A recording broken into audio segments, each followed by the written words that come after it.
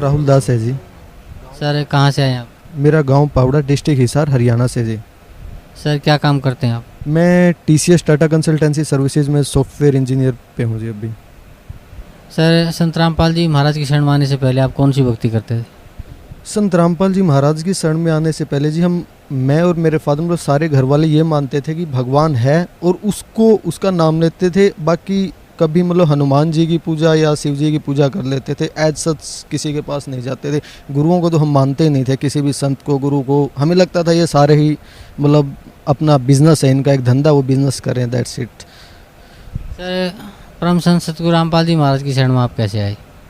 ये बहुत ही बड़ी इंटरेस्टिंग स्टोरी है जी। मेरे चाचा जी जो हैं वो भी गवर्नमेंट हाई स्कूल पावड़ा के अंदर ही हिंदी टीचर है और मेरे फादर भी वहीं पे SS master government high school में।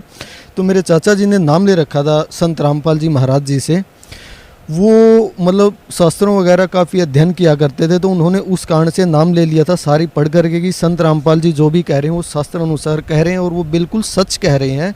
वो कहा करते थे हमें कि आप नाम ले लो, बट हम नहीं मानते थे। हमें मतलब सच्चाई हमें ये लगता था कि कोई कमीशन के लिए कोई नए आए हैं, इन्हें अपना बिजनेस सेटअप करना, तो उसलिए कर रहे हैं। लेकिन फिर क्या हुआ कि मेरे फादर को सर्वाइकल और पैरालिसिस दोनों हो गई और उन्हें अग्रोहा मेडिकल कॉलेज और जिंदल हॉस्पिटल दोनों ने रिजेक्ट कर दिया। ये बोल दिया कि इसको आप कहीं भी ले जाओ, ये ठीक नहीं होगा, इनकी एंड स्टेज है। तो उस स्टेज में मेरे फादर से मतलब खड़ा भी नहीं हुआ, मतलब हो सकते थे वो तो 42-43 डेज ऐसे हो गए थे। तो एक दिन मैं उस टाइम अपनी बीटेक कर रहा था, सेकंड सेम में था। तो पापा जी की तबीयत मतलब बहुत ज़्यादा क्रिटिकल हो गई। ये हुआ कि अब गए। तो मेरे चाचा जी गाँव से बाहर रहते हैं, तो हम गांव के अंदर ही रहते थे तब। तो मम्मी ने फ़ोन किया चाचा को कि चलो कहीं ले चलते हैं एटलीस्ट। मतलब उनको बहुत ज़्यादा मतलब क्रिटिकल कंडीशन थी, बहुत सीवियर पेन हो रहा था। तो बुलाया चाचा जी को। चाचा जी बोले चलो ठीक है, इसको ले चलते हैं, लेकिन इसको उन्हीं डॉक्टर्स के पास लेके जाएंगे जिन्होंने इसको एक बार रिजेक्ट करके भेज दिया है। तो उनके पास कुछ है नहीं, तुम मेरे कहने से इनको संत रामपाल जी महाराज जी से उपदेश दिलवा दो और वो भगवान है, वो चाहे सो कर सकते हैं, मुझे पूर्ण विश्वास है। तो पापा जी बोले कि अब इस स्टेज में अगर ठीक कर देगा this means he is God. तो ये बिल्कुल 100% ट्रू थिंग है। अब मानो या न मानो, सुबह के 2:30 बजे का टाइम था। ये मार्च 2006 की बात है। संत रामपाल जी महाराज उस टाइम करौथा में थे। तो चाचा जी ने फ़ोन किया कि जी ऐसे ऐसे बड़ा भाई है और मतलब बहुत ज़्यादा उसका मतलब लास्ट स्टेज चल रही है। तो गुरुजियों की यही वर्डिंग थी कि बेटा ये इसी तरीके से आना था, ये अदरवाइज आने वाला नहीं था, और अब इसको फ़ोन दे जल्दी। फ़ोन लिया। इतनी बुरी मतलब इतनी ज़्यादा पीड़ा हो रही थी, पापा को रो रहे थे। और फ़ोन लेते गुरुजी ने ये कहा खुश रहो बेटा। और सबके बीच में संत रामपाल जी जिसके ऊपर इतने एलिगेशन लगाए, इतने जेल में डाला गया इस निकम्मे CM ने, आर्य समाजियों ने, और जिसको साधारण जेई कह करके रिजेक्ट कर दिया गया। जो 37 साल तक साधारण जेई थे, उनके अंदर ऐसी क्या पावर आ गई। वो संत रामपाल जी करौथा बैठे हुए हमारे घर पे थे और मेरे पापा को आशीर्वाद दे करके ठीक कर दिया। बिल्कुल 110% सही बात है। जैसे ही आदमी ड्रामा कर रहा था, इसके कोई सर्वाइकल नहीं, कोई पैरालिसिस नहीं। और कहा बेटा खुश रह, तेरी आयु भगवान ने बढ़ा दी है, तेरे को इसी तरीके से शरण में लेना था। तो सारे मतलब अचंभित हो गए। तो चाचा जी ने बोला कि क्या दिखा आपको? तो बोले भाई साधारण कपड़े के अंदर, बिल्कुल साधारण कुर्ते पाजामे के अंदर और साफा गले में डाले हुए एक भोली सी शक्ल का आदमी था और वो मुझे दिखाई दिया है और वो आशीर्वाद करा था। तो चाचा जी बोले पहचान लोगे आप? कहता हाँ मैं पहचान लूँगा। उससे पहले हमने कभी संत रामपाल जी को कभी नहीं देखा था, हम बिलीव ही नहीं करते थे इन संत के अंदर। तो चाचा जी फोटो लेके आए। तो एक फोटो जिसके अंदर गुरुजी ऐसे किए हुए बैठे बिल्कुल भोली सी शक्ल में, उसको देखते पापा बोले यही थे वो संत।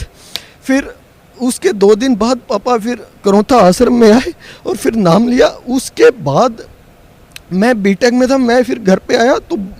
तो ये तड़फ हमें पहले ही थी कि भगवान नाम की कोई पावर है, वो है वास्तव में। बाकी और जितने भगवान हमें लगता था ये सारे हैं, कुछ ना कुछ उसी के रूप होंगे, बट हमने ऐसी डेडिकेटेड किसी की भक्ति नहीं करते थे हम।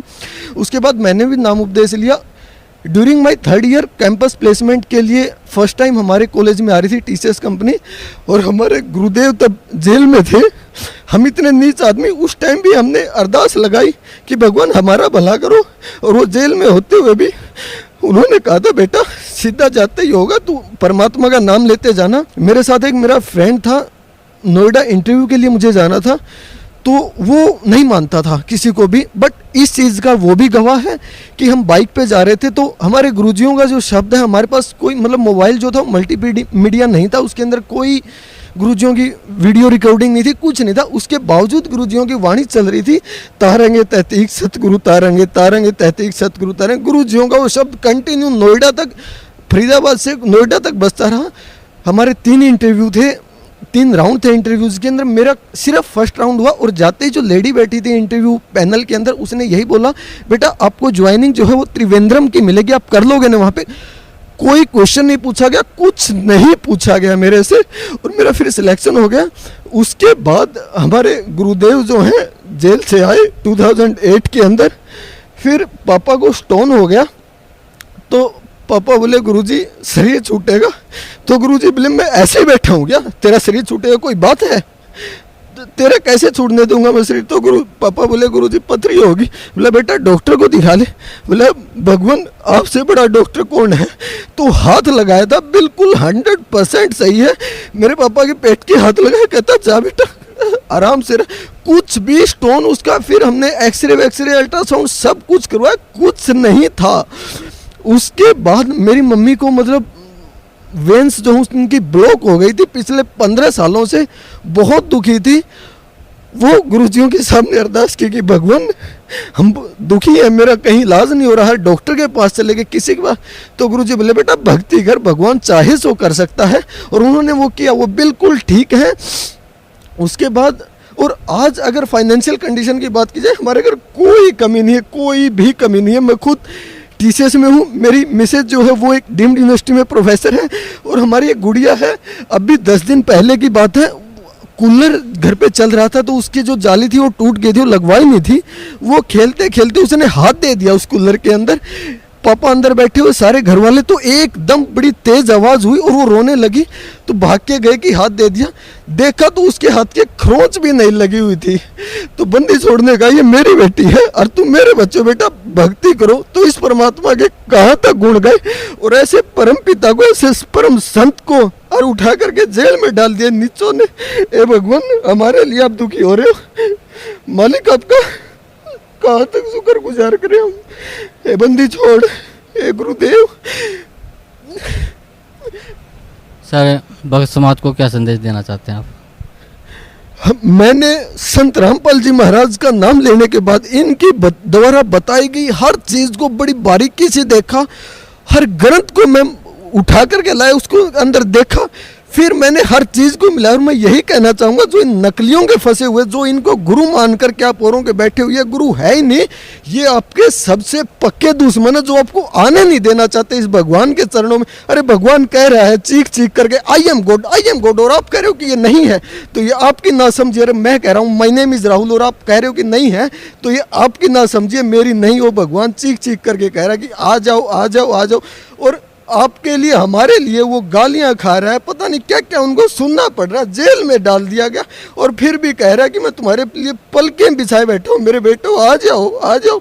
ये माँ बाप के काम हो सकते, भगवान ही इतना आपको प्यार कर सकता, कोई नहीं कर सकता। जिनको आप गुरु मान करके बैठे हो, ये अपनी रोजी रोटी चलाने के लिए करे, और आप मेरी बात न मानो, आप उनके देख तो लो। रहे आप फिजिक्स का टीचर हो, फिजिक्स का उसको पी तक नहीं पता तो काहे का टीचर है। Same thing is true for your gurus also. अरे ये भगवान के बारे में कह रहे हैं, इनको ये तक नहीं पता वो कौन है, कहाँ है, क्या रहता है, इनको एक अक्षर नहीं पता। आपको नहीं विश्वास होता आप देख लो, पछताओगे। संत Rampal ji is God, true God. वास्तव में जिसको भगवान कहा जाए वो संत रामपाल जी। और जो नास्तिक है, जो नहीं मानते, कहते भगवान है या नहीं, वो भी आकर के देख लो, सामने बैठा हो, सारे जगत का रचनहार इस बरवाला की पावन भूमि के ऊपर टहल रहा है। आज देख लो, चले जाएंगे फिर नहीं आएंगे।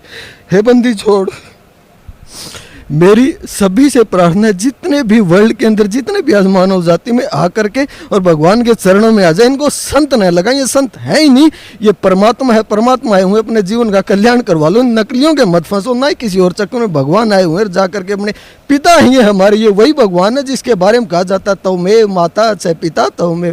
ये है वो जो लाड करे, हमारे दुखों को दूर करे। आकर के पैर पकड़ लो अपने पिताजी के। ये भगवान आए हुए हैं सतलोक आश्रम बरवाला, डिस्ट्रिक्ट हिसार, हरियाणा के अंदर। सच्चा है। धन्यवाद भाई साहब। हमसे जुड़े रहने के लिए हमारे YouTube चैनल को सब्सक्राइब करें और नई वीडियो की नोटिफिकेशन के लिए बेल आइकॉन को दबाएं। अगर आप ये वीडियो Facebook पर देख रहे हैं तो लाइक जरूर करें और ज्यादा से ज्यादा शेयर करें। धन्यवाद।